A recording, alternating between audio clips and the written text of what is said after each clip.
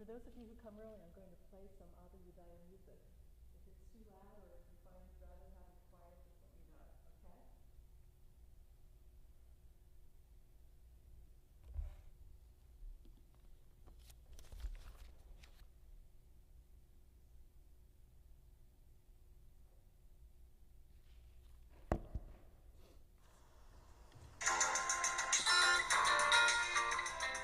Is that too loud? No? Okay. I think the Abba Yudaya We are happy. We are happy on this day. We are happy. We are happy on this day. We are happy. We are happy on this day. We are happy. We are happy on this day. We are happy on this day. We are happy on this day. We can come on. We are happy on this day. We are happy on this day. We are happy on this day. How's this for improvising? I wasn't sure how I'd be able to play some music here.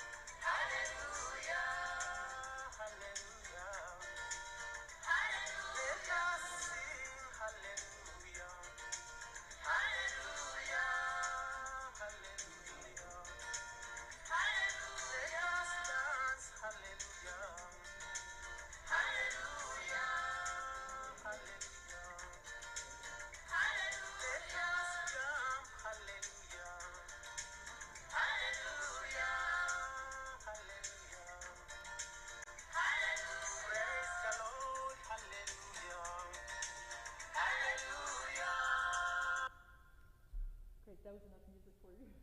Okay. Yes, welcome. So I'm so glad that we're back together again today. Oh, you want me to use the mic, right? Yes. It's no good if you can't hear me. Is it working now? Oh, good, thanks. Let me know if you can't hear at any point, okay? Because I know sometimes you have to kiss the mic in order for it to be, and I'm sometimes not quite so on such friendly terms with the mic. Great. I'm so glad to have us all back together again. Last time we talked about the Igbo Jews, and I hope you'll keep in your mind some of the photos we saw together of the children, the vibrancy of the passion that people seem to have for Judaism, because a lot of that is the same with Abba Yudaya, but Abba Yudaya is very different, and that's why I chose to talk about the two different groups. The Igbo Jews, you remember, who have their basis, their origin story as one of the lost 10 tribes, and see the Igbo people generally in Nigeria as being imbued with Judaism. Most of them have gone on to Christianity, but the Igbo Jews themselves see it as part of their heritage, long heritage, their roots going back a millennium or more, either to one of the 10 lost tribes or to the merchants in the northern part of Africa who migrated 1492. They were sent packing, came down the river Niger. You probably remember that map we saw, and settled in what is now Igbo land, part of Nigeria. So they have this vision among the Igbo Jews of very deep roots going back to ancient Israel, right? Now, pardon me? Tribe. Igbo, I-G-B-O. Oh, tribe, the tribe of Gad. Right. So Gad was one of the sons of Jacob. So it's one of the tribes. Now, this is a completely different experience when we talk about the Abba Yudaya Jews. The Abba Yudaya Jews are descendants of a military leader who felt he was he was sold out by the British for whom he was working. He became very religious, and in the course of studying the Bible, which included the New Testament, because this land was full of Protestant missionaries at the time, he decided that the New Testament really wasn't the truth. How could they?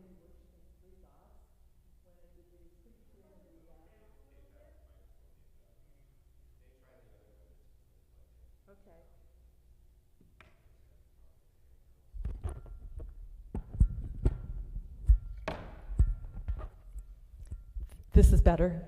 Much better. Okay, I can hear the feedback. Great. Okay. So,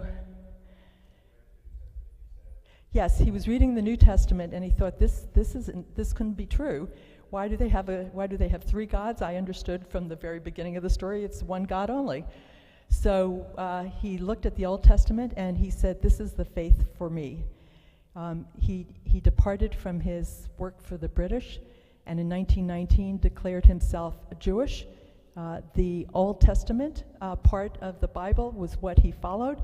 So what he would do was take what the missionaries gave out, the book with the whole Bible, as they called it. He would tear out the Old Testament, throw away the rest of the book, and that was the new Bible that he was committed. You can tell he was a very charismatic leader. He had worked with the British successfully, and successfully in terms of helping them conquer that part of Uganda, and now he was going out on his own. So he decided he was going to have his own land and his own people. And what does it say in the Torah you have to do to be a Jew? You have to circumcise yourself, right? So he circumcised himself and all his sons, and then he started circumcising everybody else who wanted to join him. He had up to 3,000 people who joined him as the people of the book, the people who put their faith in one God.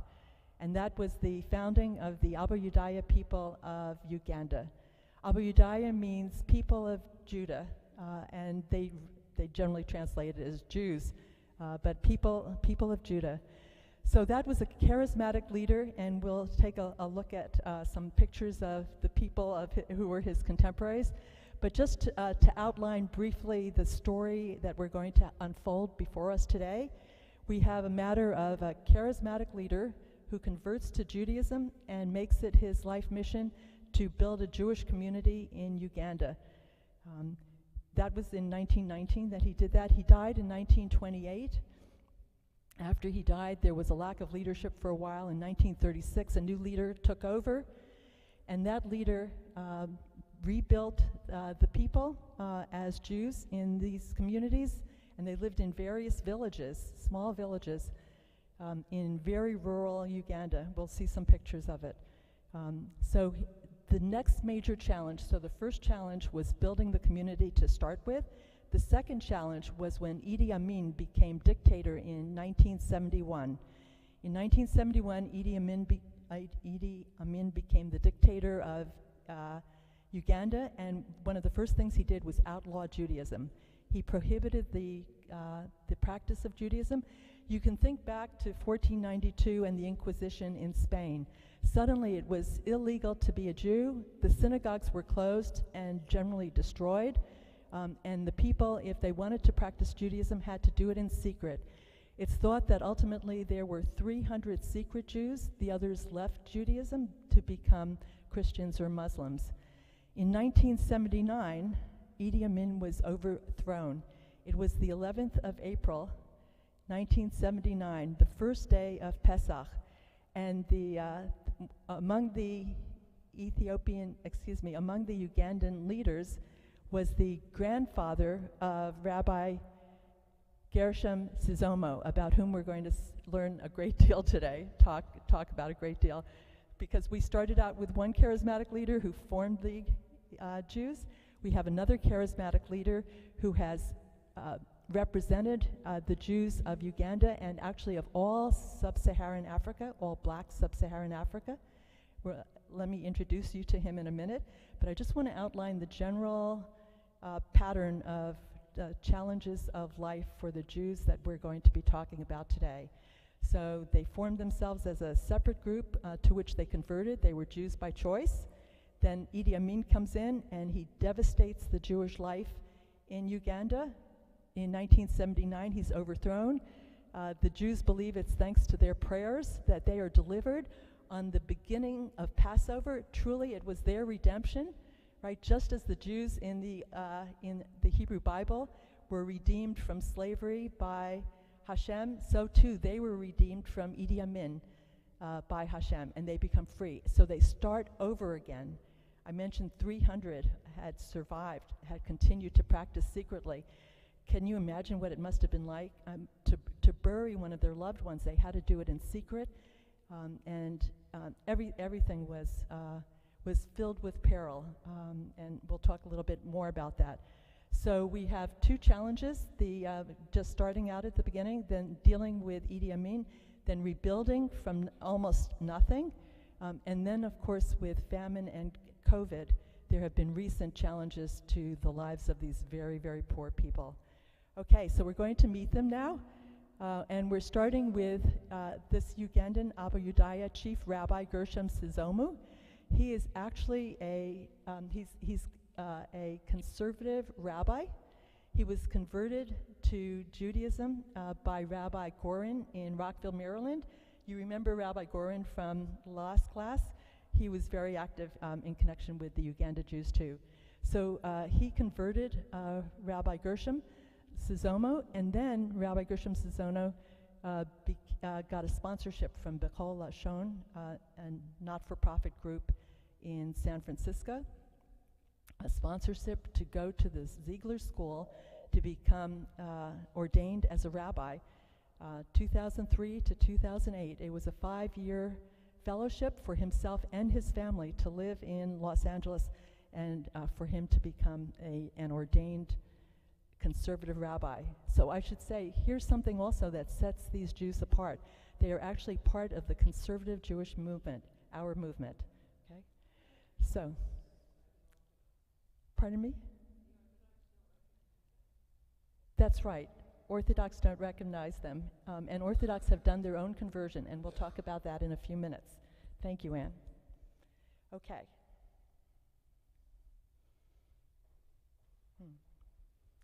Jennifer's not here. And I can't get her clicker to work.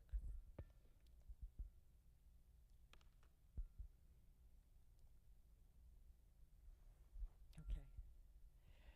So I mentioned one of the challenges was famine, and here's a picture of a campaign video for Gershom Sizomo.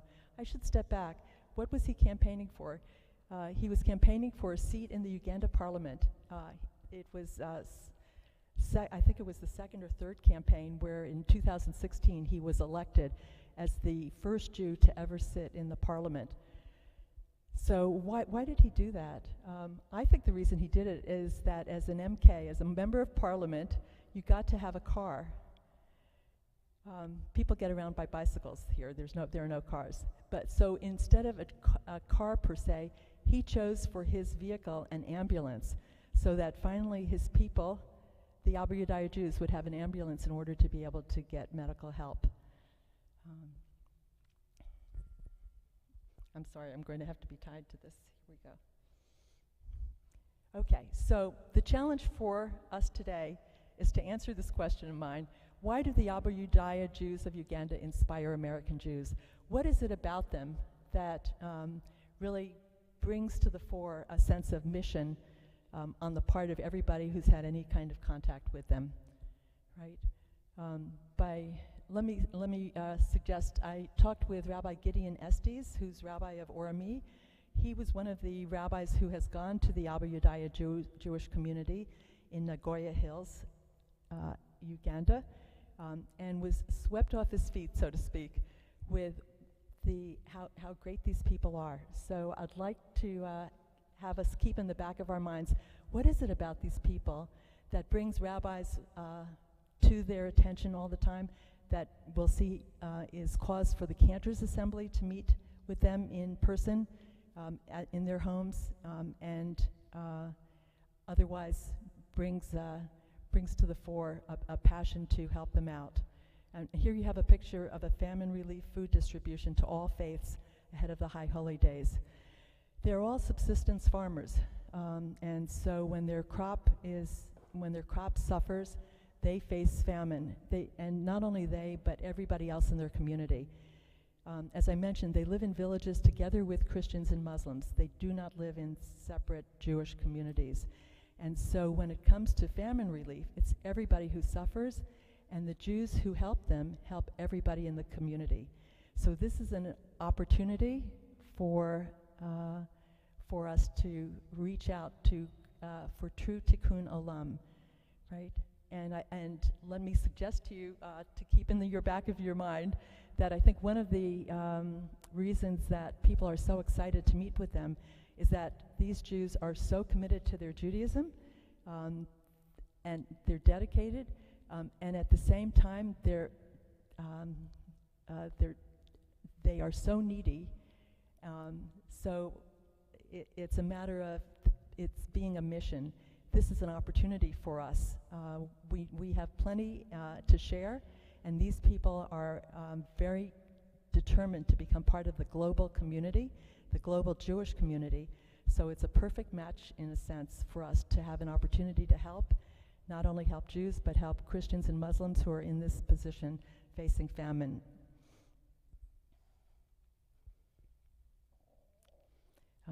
One comment, and I'll come back to this later. Among the rabbis who have worked with the Abu Yudaya Jews, one of them published a memoir where he explained that when he goes to the gates of heaven upon his passing, as exhibit number 1 in his defense, he's going to talk about how he reunited the Abu Yudaya Jews with the global world Jewry. That's how passionate people feel about it. Pardon me? I'd have to get it for you, Anne. No, I didn't say it. Okay, so I want to give you a little bit of a flavor for where they live. As you can see, the mountainous, very green, parts of it are dry. Here's a picture of some of the children. This is all from Kulanu. Now you remember Kulanu is an NGO out of New York, and the mission of Kulanu is to help Jews in isolated communities worldwide. So they're not involved with American Jewish assistance. They're involved with communities like the Abu Yudaya, which are otherwise isolated, and helping them in with their needs. Kulanu was the major organization that reached out in the 1990s to help, and they have made quite a difference. Let me show you a map so that you can see where we're talking about. Uganda is landlocked, and it's an incredibly poor area. Kampala is the capital. The airport you fly into is Entebbe, notorious, if you will, because of the Air France hijacking, and also renowned because of Yonatan Netanyahu's heroic effort, the heroic effort of the Israelis to liberate and successfully liberate all the people on that flight. So you fly into Entebbe. It's a 5 to 7 hour drive to Mbale, and Mbale is the major city around which the villages that include Jewish life and Jewish synagogues are found. So they're in this area around Mbale, up to 90 kilometers, various villages, and increasingly now communities from Kenya, which are Masorti, conservative Jewish communities. Thanks really be to, I think, Gershom Sizomo, because they come to him in Uganda in order to convert. I mentioned that it was in 1919 that the first converts to Judaism created Abu Yudaya people. I don't know which one of these is the man who was the one who started it, but I want to show you this to see how they dressed. So unlike our Bible, when you open the Chumash that's in your seats, you don't see any pictures, really. But in the Protestant Bibles that they had from the missionaries, there were pictures, drawings of what supposedly Joseph or Jacob, maybe Joseph, not Joseph because he had a multicolored coat, but Jacob and our other patriarchs looked like. So wearing flowing white robes and holding a cane. So this, let me tell you a story related to this. How did these people know how to practice Judaism? Actually, the founder wrote a 90-page book of instructions. So it's sort of like his own Shulchan Aruch, I guess. But part of how they learned is that there would be people who wandered through and were attracted to these the Jewish community and offered to help. And one story relates to these robes. The leader of the Abu Yudaya was in the nation's capital doing some business, and somebody saw him with this robe and wondered who is it who walks around in 1920 with a robe like this. So his name was Yosef.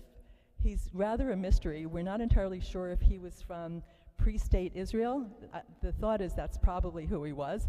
So he became very interested to follow the leader home.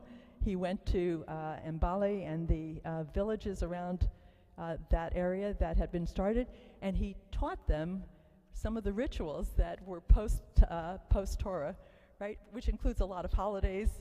There was no Purim, for example, all sorts of things. So he spent 6 months with them, teaching them. Now, he wasn't the only one. He was the one that's most well known and spent the longest. Others tended to pass through. So who were these other people who passed through and taught them what it was to be a contemporary Jew? Well, some of them were expats. All through Africa, there are in the capitals and the major cities, there are Israelis, Americans, Europeans who are there on business. You might remember when Golda Meir was foreign minister of the new state of Israel, one of her real efforts was to engage with Africa. She thought that was the area where they'd be most likely to have true friendship with the new state of Israel. And there always was some business that Israelis had in African countries, including in Uganda. So when they would hear about these people, they would go and visit with them, and they would give them some tips and often some ritual objects, and that was really critical, right? So they would give them siddurim, maybe Hanukkah menorahs, different things that they could use in order to practice their Judaism. So you had Yusuf, you had the expats, and then you had the consular folks from Israel, right? Once you had the establishment of the State of Israel, Israel had ambassadors, and it was the ambassador from Kenya who took an interest in this group in nearby Uganda and also provided them with ritual objects.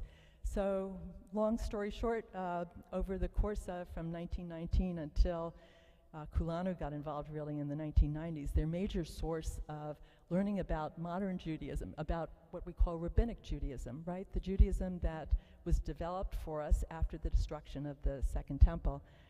That happened through these random meetings. And why is that important? I think it's really evidence of how very isolated these people were. And it was these random exchanges with expats or with consular people that brought them information about modern Jewish practice. And yet they were very hungry for more. They really yearned to be part of global Jewry. So let's see how that story unfolds. We return to Gershom Zomo. So here he is attending the 5-year Ziegler Rabbinical School. I think he made a lot of contacts there.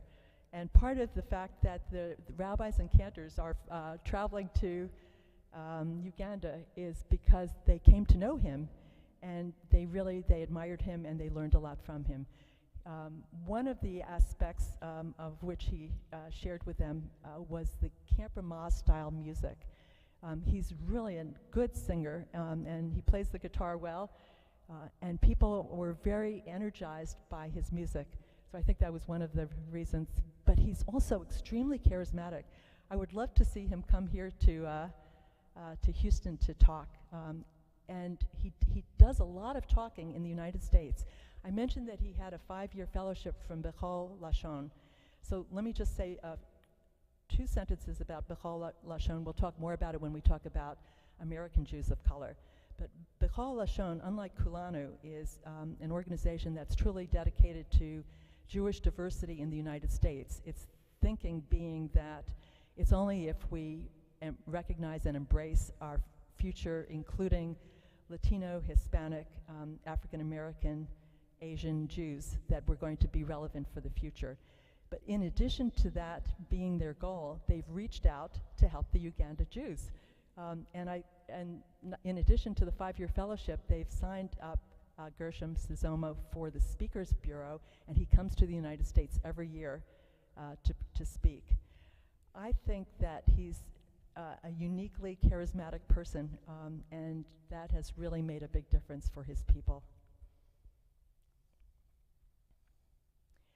And you can be the judge for it yourself, because before we conclude, I'll give you some suggestions about where you might look on YouTube and hear him speak. Okay? So, some background on Sizomo. He was born in 1972. In his very early childhood, he survived the Idi Amin years. He talks about the difficulties of those years, probably for people a little older than him, going to school, that they had to go to Christian schools, that they were harassed as Jews, and how difficult it was. In the early 1950s, after Idi Amin had been deposed, he was part of what they called the kibbutz movement, and I really don't know much about that, but I imagine that it was part of the few people who had survived gathering together in order to make the best of their resources, and perhaps modeled after the kibbutz movement in Israel, to build up the land anew. And one of the things that he was involved in was building this synagogue in Nagoya Hill, and it was built by hand by Sizomo and his friends at the time. Those bricks are locally made. You can see the white plaster, the white stucco front. They didn't splurge by doing it all around, but just put it in the front. It's a modest synagogue, but it was really one of the biggest synagogues they had in Uganda at this point. It was, I think it's 20 by 80 feet inside. There's a concrete unpainted floor. You can see the details here. They're a little bit more luxurious than some of the synagogues we've talked about in the past, because you can see there's glass in the windows. There are 10 around there, perhaps 10 because of the 10 tribes. That's often used in synagogue architecture. So there are glass in the windows and security bars, 3 painted wood doors. You can see there are mezuzahs on the doors. And it looks like they're very proud of being Jewish. They're not afraid at this point. And how can we tell they're not afraid? Well, it says right in the front, synagogue, and they have 2 menorahs and a big Magen David. So they're proclaiming to the public, this is who we are, right? So I think we can see from the synagogue that there's been a complete change now in the 1980s. They're no longer afraid, and they're actually quite proud of who they are.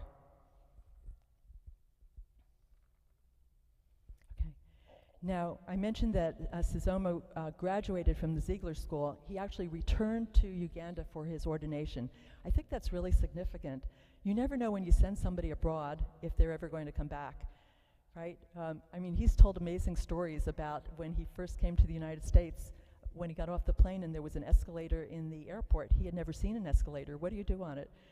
And then when he had to cook dinner for himself, he thought he'd need to gather sticks in order to make a fire in the stove. So just to give you a sense of the paradigm shift from life in Uganda to life in Los Angeles, it was quite a shift. But he did go back, and here he is celebrating his ordination in the synagogue that he had helped build in the early 1980s. So he was ordained in 2008. And when I say ordained as a rabbi in the conservative movement, right? So you might ask, why did he choose the conservative movement?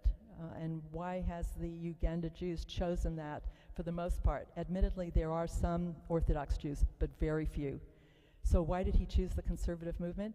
They wanted something that was observant, and they also wanted something that was egalitarian.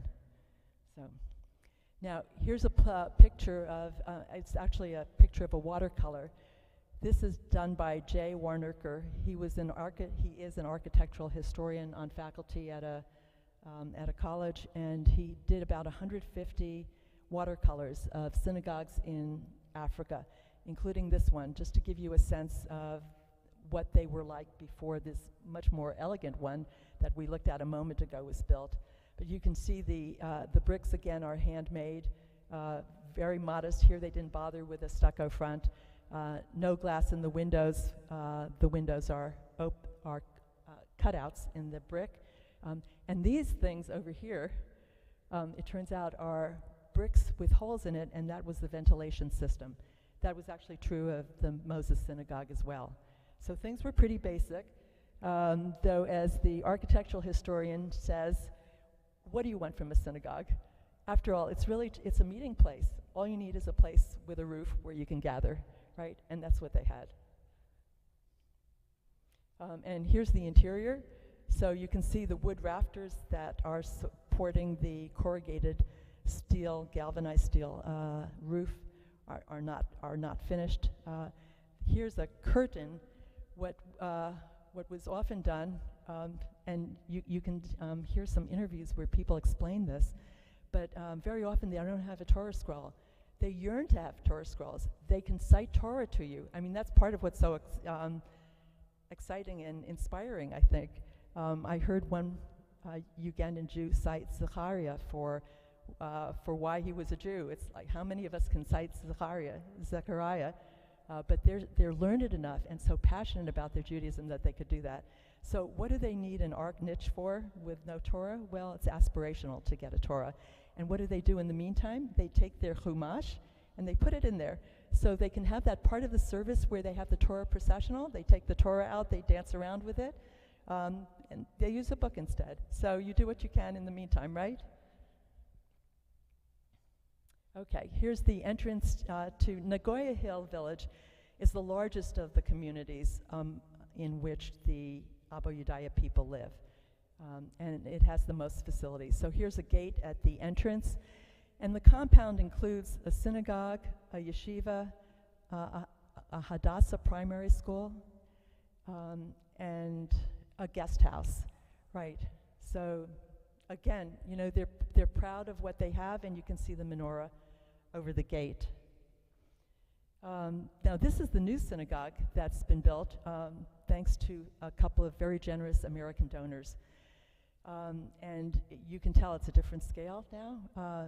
In the 1990s, Kulanu, might have been a little later than that, provided electricity throughout the community, and that made a big difference.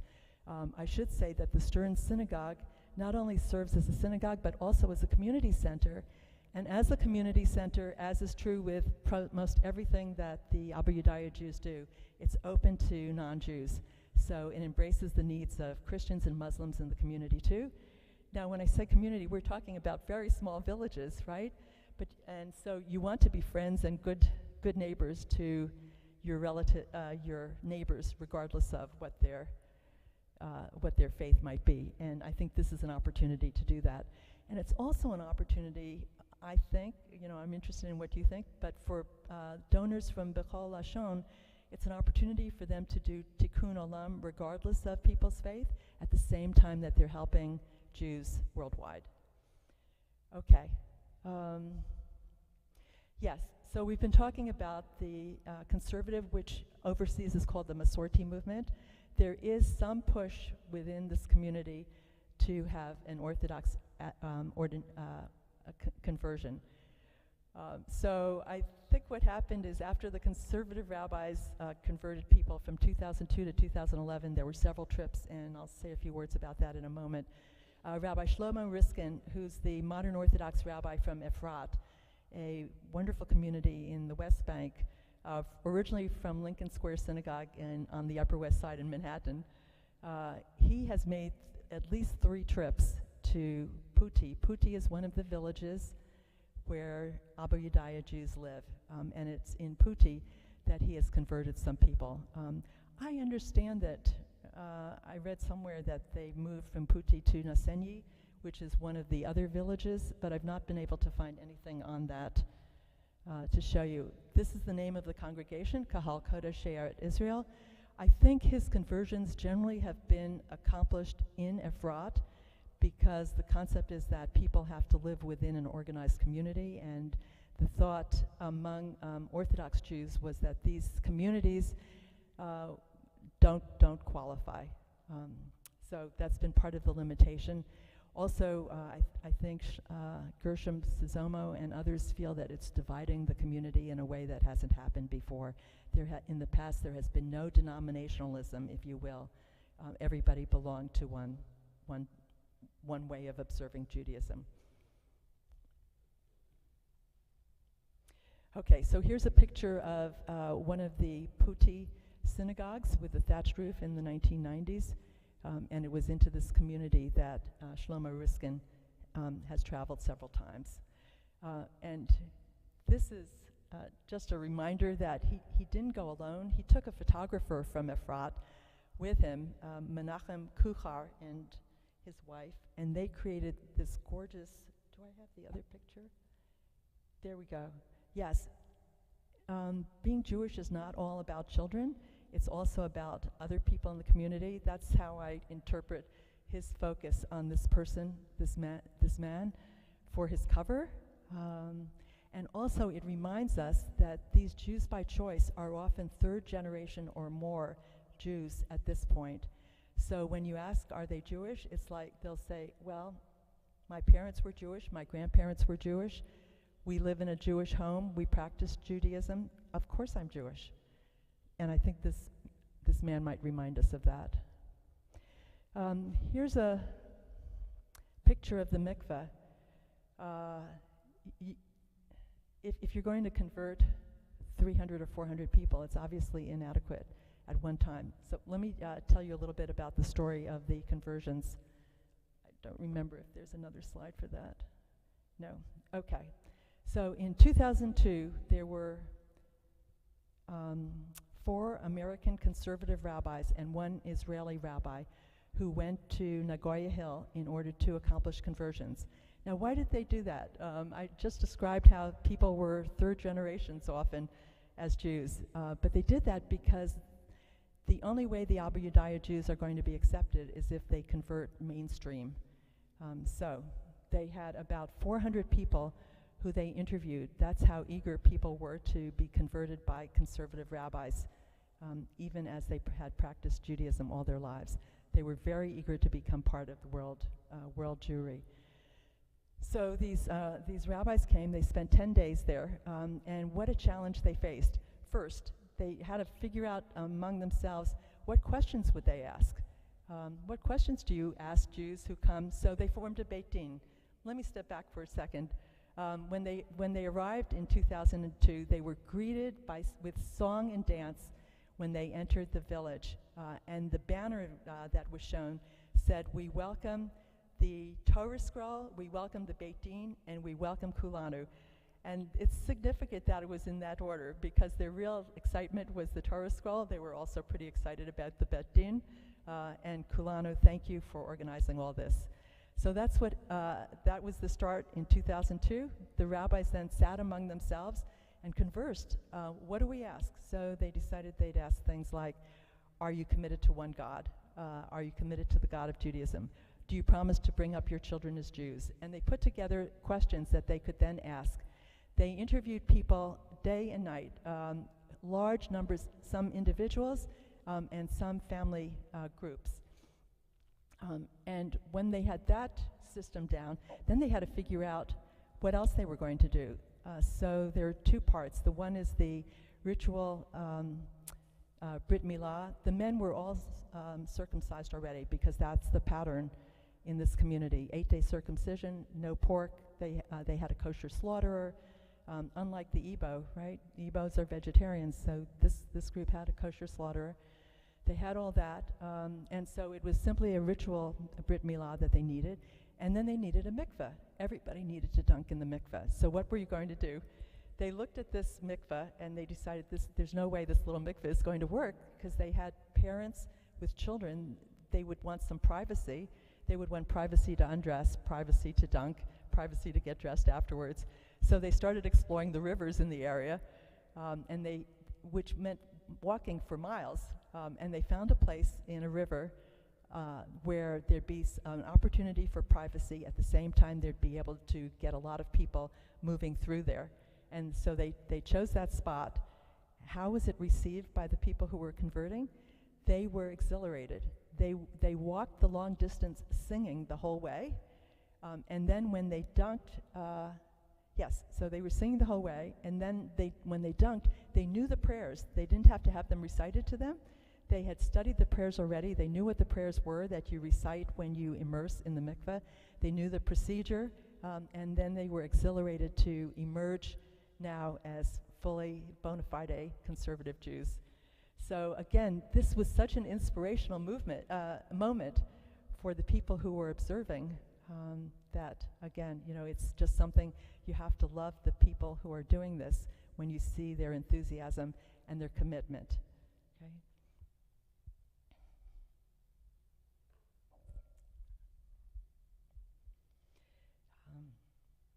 So that's the story of the conversion, and the rabbis have returned many times since that 2002 conversion in order to convert more people. The Cantors Assembly celebrated their centennial together with the centennial of the Jews of Abu Yudaya. So we talked about how they organized first in 1919, so 2019 was their centennial. The Cantors Assembly, as you can tell, was part of a joyous festivity. This is one of the older synagogues, not the New Stern one. And this was an opportunity to learn together, share music, and really create bonds. And those bonds have stayed in place and been very helpful over the years. What do I mean by that? When it came to famine, the Cantors Assembly did a lot of fundraisers. You can find some of them if you look at YouTube, Cantors Assembly, and you'll find their fundraisers filled with music in order to get some help to the people of the Abu Yudaya Jews and their neighbors as well. Similarly, with COVID, there was a terrible situation in this part of Uganda because there was a lockdown. Well, I know a lot of countries had lockdowns, but for subsistence farmers, it's a real dilemma. You've planted your crops, but you can't eat them. You can't do the day labor that you normally do while your crops are moving along, but not yet ready to be harvested. So your opportunity to get a little bit of income while the crops are growing was cut off, and they faced certain famine. The Cantors Assembly came to their rescue by doing fundraising and shipping food to them. And there are horrific pictures of these tents filled with food where people are simply grabbing food because they know it's the only way to feed their family. So I think a lot of it relates to the Cantors Assembly initial efforts to make friends with the Abu Yudaya Jews and their commitment to return to those friendships. And taking a step back in the other direction, it was bonds that were created when Gershom Sizoma was at the Ziegler School that triggered a lot of the subsequent get-togethers. Kulanu has a lot of projects. I mentioned the Hadassah Primary School, and let me say a few words about that. It has nothing to do with the Hadassah we know. I don't know why it's named Hadassah, but it's a catchy name, isn't it? The primary school started as a one-room schoolhouse, and I think it was an older brother of Gershom Sizoma who was the headmaster of that one-room schoolhouse. But it's grown to have 400 students, 200 of whom board. It's open to Jews, Christians, and Muslims, and there are 2 meals a day that are provided. So you can tell it's important not only to provide an education, but to keep people fed so that they can study. Similarly, there's a high school, and again, it's open to everybody in the community. I have a note here about people fill jerry cans at the well and carry their water home. So that was a big advance because people had been taking water from swamps. So to have a well with a pump nearby was already a blessing. Still, to carry the water in jerry cans is no pleasure, and you begin to think of all the water that you'd be carrying back and forth if that's how we accessed water. So the challenge remains to do a little better, but that was a great first step. Women's projects. There's a lot of business training, microeconomy, working with women to help them pursue crafts and business efforts that will help them support their families. And then farmers also, there's a lot of work on improving their farming skills, just as you would have in this country with farmers, to share the education on how to better farm and also how to store your food properly so that you have food for tomorrow. You can almost picture the biblical Joseph, let's get this food stored for the 7 years of famine. But all that has to be taught and has to be learned, right? So here's a picture of a student in front of the Hadassah Primary School, and here's a picture of a welcome banner to the guest house. So the guest house, you should know if you want to stay there, and I can give you the contact information, is there for two reasons. I mean, one, to have a place for people to stay, but also as a business venture. It used to be that if you went to visit, people would put you up in their homes. So I think Kulano quickly saw that there's a money opportunity here that would be a win-win situation. So the guest house was built. It does have electricity, Wi-Fi, and running water, and there are home-cooked meals that are provided for people who stay there. There's also transportation that can be arranged from Entebbe Airport here. I think it's $150 to $200. And it's a prime place to stay if you want to see all of the places that are important in the lives of the Abu Yudaya Jewish community. And it's also a good place to stay if you want to start on a safari. And safari tours is another opportunity that the Abu Yudaya Jews have begun in order to try to bring money into the community and also bring people. And it's not just the money, but the money is important. The people are important too. And if you come, you might be able to teach Hebrew for a day. You might be able to volunteer to study Torah with somebody. It's an opportunity to, again, reach out to global Jewry and end the isolation. And it's also reflective of their hunger to learn more, always to educate, always to learn. Here's a picture of the first shower in the community. And a mention about the Bechol Lashon projects. I think at the head of the list is the Tobin Health Center, which was dedicated by donations from Bechol Lashon in memory of Dr. Gary Tobin from San Francisco, who had been president of Bechol Lashon. It's in Mbale, it's in the city that's nearby, and again, it treats people of every faith. And a dental center was added to it. Things as basic as mosquito netting are critical and have been part of Bechol Lashon projects, as well as access to clean water.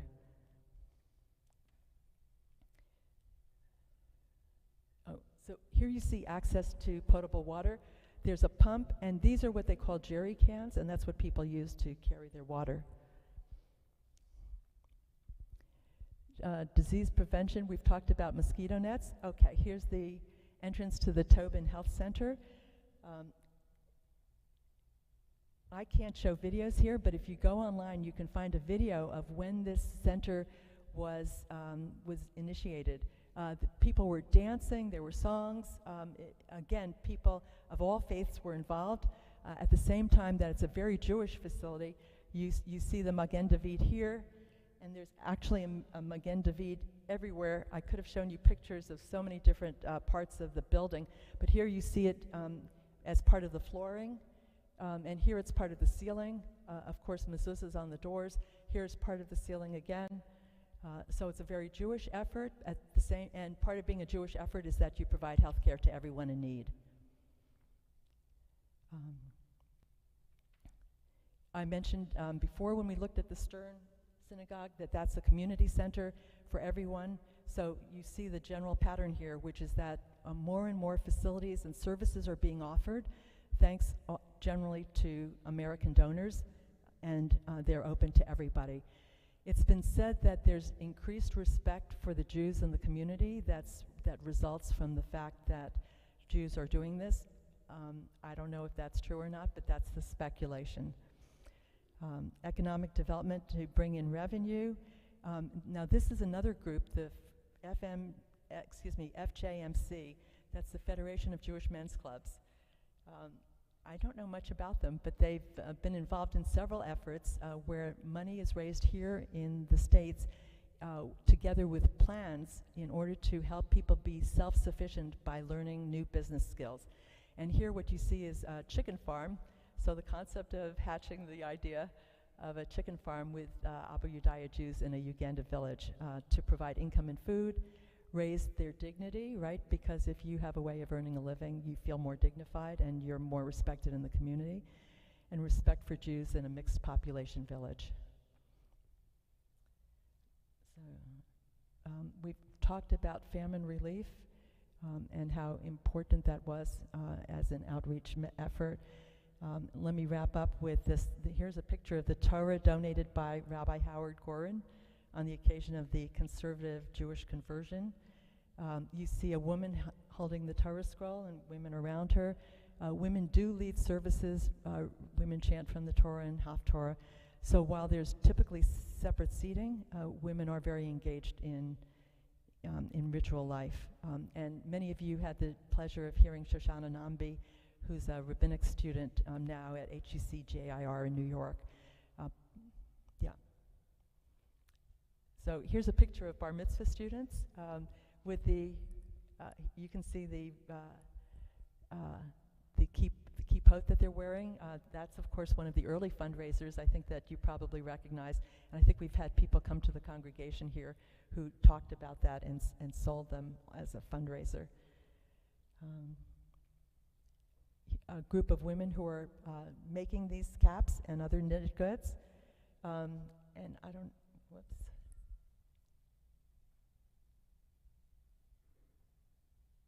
They also make necklaces. I'm not sure that we have a picture of it here. I actually might have gotten stuck here.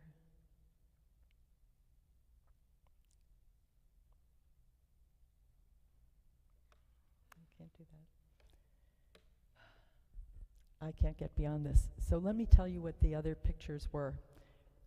Yossi Kibbutz is a convert who's living at Kibbutz Keturah in Israel, near Eilat, and that kibbutz is associated with the conservative movement, I think. In any event, this is the question of Jewish recognition by the State of Israel of the Jewish identity of the Abba Yudaya, right? So in 2018, the Jewish Agency, under the direction of Natan Sharansky, recognized the Abba Yudaya Jews. They recognized them going back to 2009. That is, anybody who converted to Judaism 2009 forward would be acknowledged as a Jew. And Sharansky wrote, on behalf of the Jewish Agency, we need to recognize the terrible dilemmas, terrible trials of the Abba Yudaya Jews. I think he meant because of Idi Amin and their survival, despite the fact that Idi Amin tried to wipe them out. We need to recognize that and acknowledge it. It sounds very much like the treatment of Beta Israel, the Ethiopian Jews. That is, with Beta Israel, we know that there's looking back on the Sudan refugee crisis of and the terrible trial that Beta Israel went through in order to get to Israel. And let's also recognize the terrible trials that the Abba Yudaya Jews have had to deal with and have survived nonetheless. So let's acknowledge and recognize that was the Jewish Agency's motto. And after that, there were student visas that were given out, and there were some government partially sponsored opportunities, that is, Israeli government, to which Jews in Abba Yudaya could qualify. The one that comes to the top of the list is Birthright Israel. There were a number of Abba Yudaya young people who went on Birthright Israel. Again, if you look for the video, it's one of these joyous arrivals at the airport where people are singing and dancing and holding up a Torah scroll and embracing one another, blacks and whites together, and it's just one of those thrilling moments that is always memorable. That's followed by the reading of the Torah at, it must be at Robinson's Arch, because there are women involved there too. So they're reading from the Torah, so they're doing what everybody should be doing, right? And that's without regard to their origins or their race. But that was unfortunately a short-lived experience. The Ministry of the Interior later revoked any recognition, and when it came to, Yosef Kibbutza, and sometimes it's his name is identified as Kibbutza Yosef, so it's one or the other, or use both. He was converted in one of the early conversions in Uganda. I've seen reference to 2002 or 2008. In any event, either of those conversions was before 2009. And so on that basis, his conversion was not recognized by the State of Israel, by the Ministry of the Interior. So why was that? The argument the halakhic argument is that you need to have a regular community, an established Jewish community, in order to be recognized as a Jew.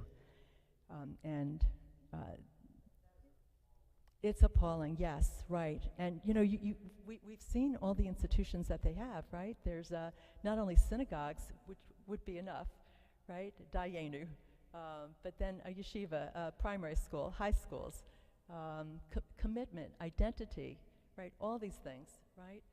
So, but that's what the Ministry of the Interior said. So what did he do? He applied for more programs to go study in Israel. The first one, he was refused admission. I guess because you had to qualify under a law of return in order to be able to participate. But then he studied at the conservative yeshiva in Jerusalem for, I think, 4 years. He studied at the conservative yeshiva and he reapplied. He studied at the conservative yeshiva. The conservative movement acknowledged him as a convert, and he reapplied then to be able to stay in Israel. And the decision came down in 2021, refusing him. So why was he refused this time? He was living at Kibbutz Keturah. The picture I'm not showing is his wearing his kippah, reading Torah from the bima at the synagogue in Kibbutz Keturah. I mean, clearly somebody who's knowledgeable, who identifies, and who lives a Jewish life. I mean, you would think ticking those off would do it, but thinking and it happening are two different things. So step back. The High Court in 2021, or maybe it was 2020, in any event, it was before this decision. The High Court, the Supreme Court in Israel also sits as what they call the High Court. The High Court had a ruling recognizing conservative and reform rabbinical conversions done in the state of Israel. So this was a big change. It used to be that if a conservative or reform rabbi did the conversion here, it would be recognized when that person went to Israel, maybe, but not in Israel. So people would have to leave Israel, go back to their home community, get the conversion there, and then pack up and come to Israel. But here, this person, Yosef Kibita, was living in Israel. The court had created this new ruling, and so he was a test case. Would they accept him now? And you would think, after all he had gone through and everything else, right, why would you not accept him? But they turned him down on the basis that his study was not adequate. And why was the study not adequate?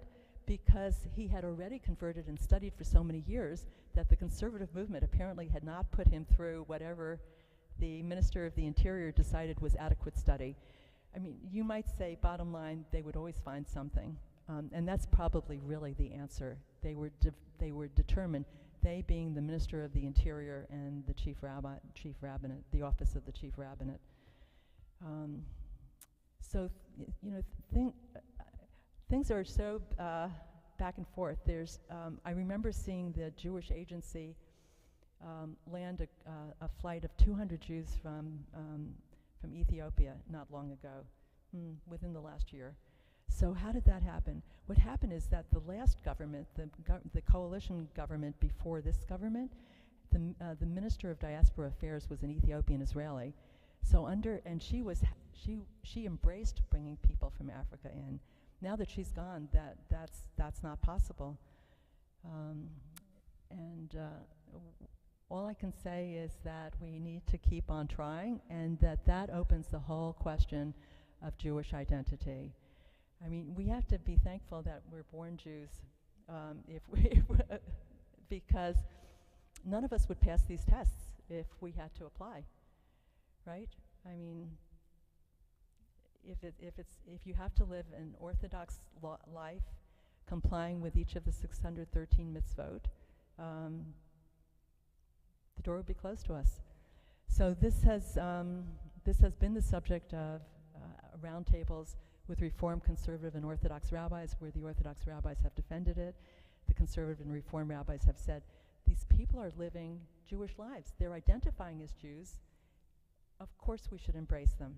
So that's where we leave it. let me throw open the floor for questions, and also to answer my question, why is it that, what is it that has endeared us? I think that's really the way it is, right? We are so endeared. We love these people. Okay, your questions. Yes.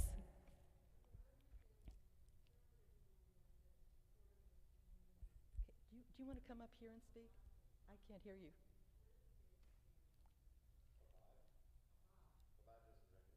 Yeah, that's such an interesting question.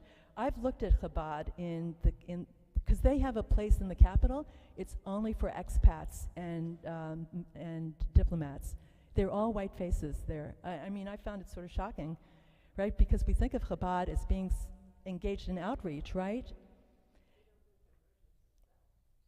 Pardon me? They don't do conversion, right? But what are they playing host for? What are they running their nursery school for in Kampala, right? What do they have services for? So, yeah, that's the way it is. Pardon me? Right. So the comment is, why are they doing it if they want to advance people?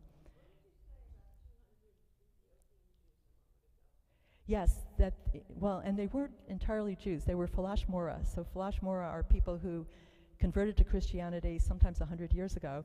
But there was, I noticed on that flight, apparently there was a commitment to study for 10 months after landing in Israel and then converting. So that's the way around it. We'll talk about the Falash Mora in our next class. That's another interesting topic.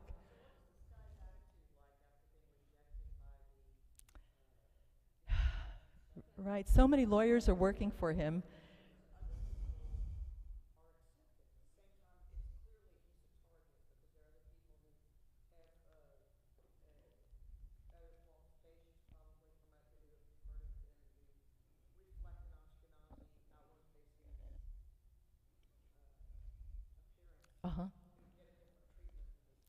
I expect, though, you should know that apparently Shlomo Riskin has had the same problem getting people in. So, yeah, no, I imagine he's opposed to what's going on also. But he believes in Orthodox conversion, but his people aren't getting student visas. See, the problem is you can't even get into Israel, right? You need a student visa to participate in a lot of these efforts, or some sort of visa, and those are being denied. Rabbi Morgan, did you want to say something?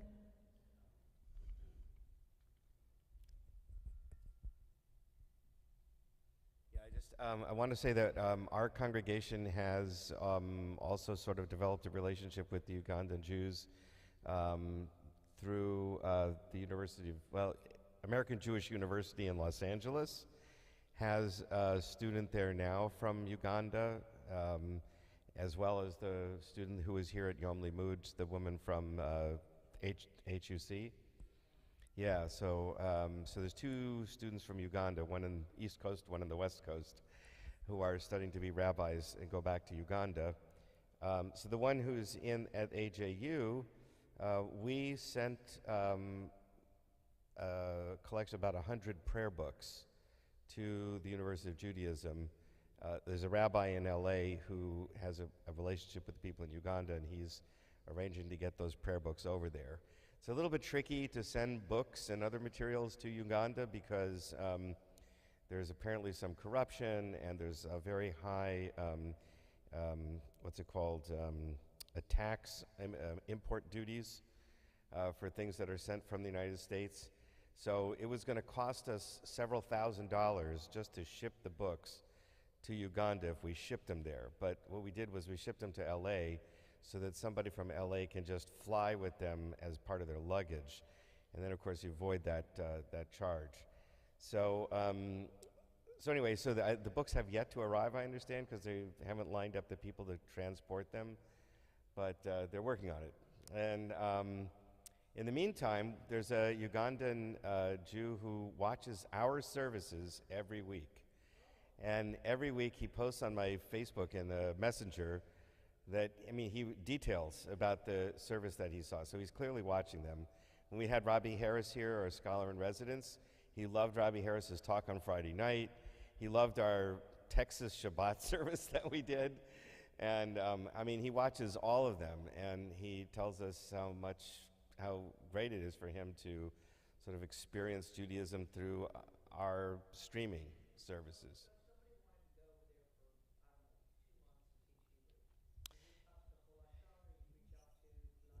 Yeah, I would reach out to one of those if you end up with any problems. I'll put you in touch with the rabbi in LA who's got a connection with the community there, and he could probably arrange something. By the way, so getting money to them is a similar issue. There's some corruption, and they have so many financial needs that there's a lot of people who are trying to raise funds, but you don't know if they're just going to fund their own particular thing or whether they're really going to help the whole community. So the best way is to go through the Masorti. So the Masorti movement, first of all, there's a person in Israel who you can send money to, and she makes sure it goes to them, or you can send it to this rabbi in LA, and he will make sure that it gets distributed widely through the community there. But a lot of people are trying. I found in some of my research there are rabbis, especially I think in the Northeast, who are committed to having their congregational funding efforts devoted to helping the Abba Yedaya Jews, to the point that the religious school kids are very involved. There's a Burlington, Massachusetts, I have the name of the rabbi, and she shows in her videos how even the kids are involved with fundraising. So What a great way. support for this community. Pardon me? So there is ongoing support for this community. Oh my God, yes. But they have had, like, there was some flooding in Uganda, which destroyed some homes and one of the synagogues and stuff. So there's, between flooding and then droughts, they're dealing with a lot of other, just things that happen. And they really do, I mean, whatever we can do to support them would be very welcome. Right. And what's not meaningful to us is very meaningful there. Right. Right? Well, so the example often given, I think, on fundraisers with NPR is a cup of coffee at Starbucks, right? Maybe we spend $4 or $5. Well, $4 or $5 is helpful to people in Uganda, right? That's going to make such a difference to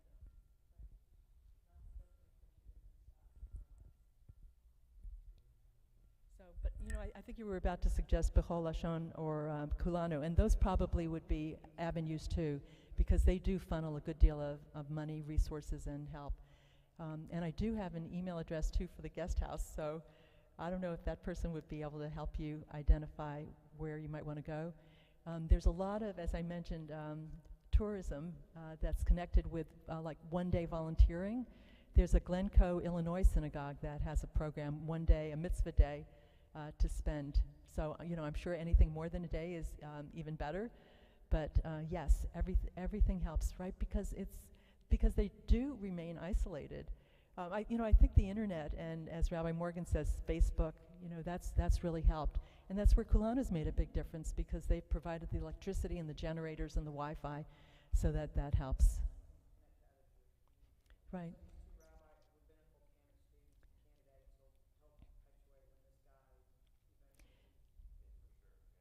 Yeah, I should have explained, or maybe you saw it from the slides, that Gershom Shizomo is the only black born in Africa that's a rabbi. So for all of black Sub-Saharan Africa, he's identified as the chief rabbi. So when it came to the Igbo Jews doing something, they flew him, they had a Beit Din, we were talking about that last time, in Nigeria. So they flew in Rabbi Shizomo, and he's the only rabbi that they could have flown in from Africa. Right. So he carries a lot on his shoulders. Yes?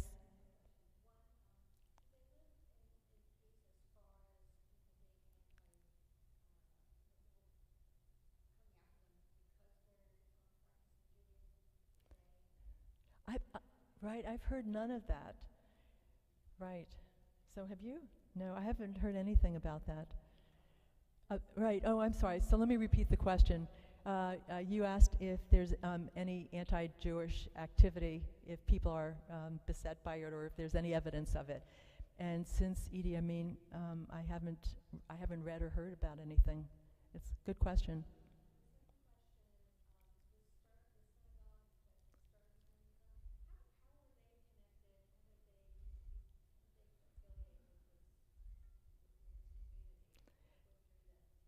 Well, I think they're probably active in Bechol Lashon. So that was probably it, right? And, you know, I think there's the thought, it means so much to people there, and the money here is sitting in the bank. So, yes, thank you. Yes, well said. Okay, great. Well, thank you. You've been a great audience, and we're gathering next April too. Thank you very much. Thank you. I don't know what this is.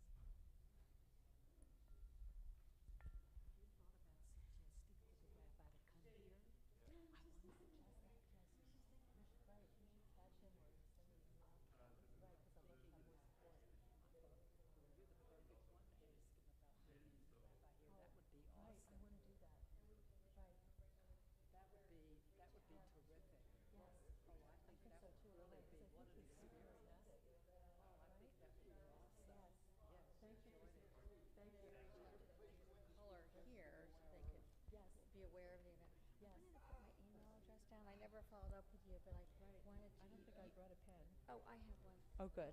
Or maybe it's easier if I write your email. I wanted to get the, you had offered to send the PowerPoint. I'm not last going to time. send you a PowerPoint. No, not a PowerPoint, something from the last week. I don't know what it was. Oh, the PDF of this. Yes, Right. yes, that's what I mean. Sorry. I don't share that though. Oh, that's okay. What I could do is. No, that's okay. Yeah, I thought you had said you would send it if people give. But no, What I want, Linda? Yes, I yes. wanted to share the two last slides, which have a bibliography. That's what that's I fine offered to too. send. Yeah, okay. Sure, I will I'm take happy that. to. So Yeah. it's my name, Bernice Okay, Heilbrunn at Gmail. Bernice dot. Right. So Okay. I've noticed, Linda, that it gets to me whether there's the dot or Don't have not. to That have the really dot. surprised me. Yeah, I think I've put that before. Maybe it's just a way to for people to visually recognize it easier. You know. Who knows?